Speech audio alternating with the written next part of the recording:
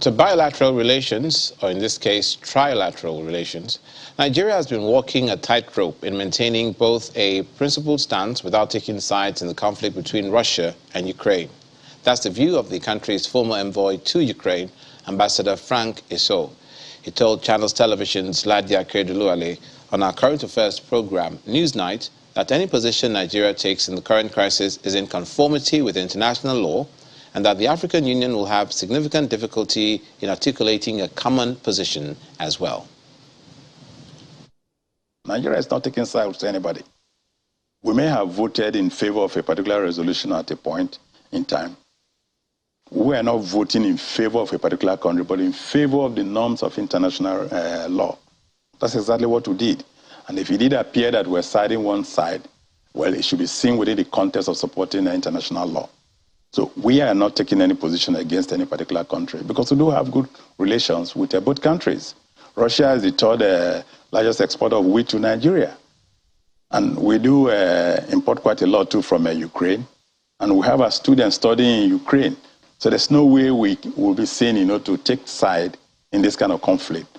But we do stand for certain things in our policy, We are against the idea of one country, trying to extinguish the sovereignty of another country. So in that respect, we took a stance.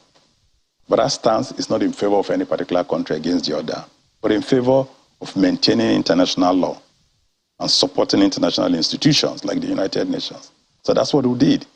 But the AU cannot come out and say this is the position it's taking because there are so many countries within AU and they have different policies towards these two countries.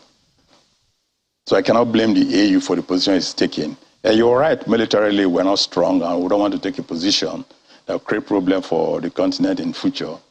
And that brings me to this recent vote in the United Nations General Assembly, where Russia was suspended from the Human Rights Council. Nigeria abstained.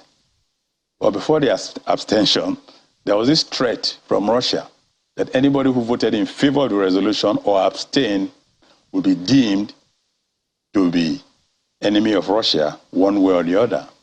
And that wasn't healthy or helpful. For the full interview, do watch Newsnight tomorrow, Monday, 25th of April, 2022 at 9 p.m. right here on Channels Television.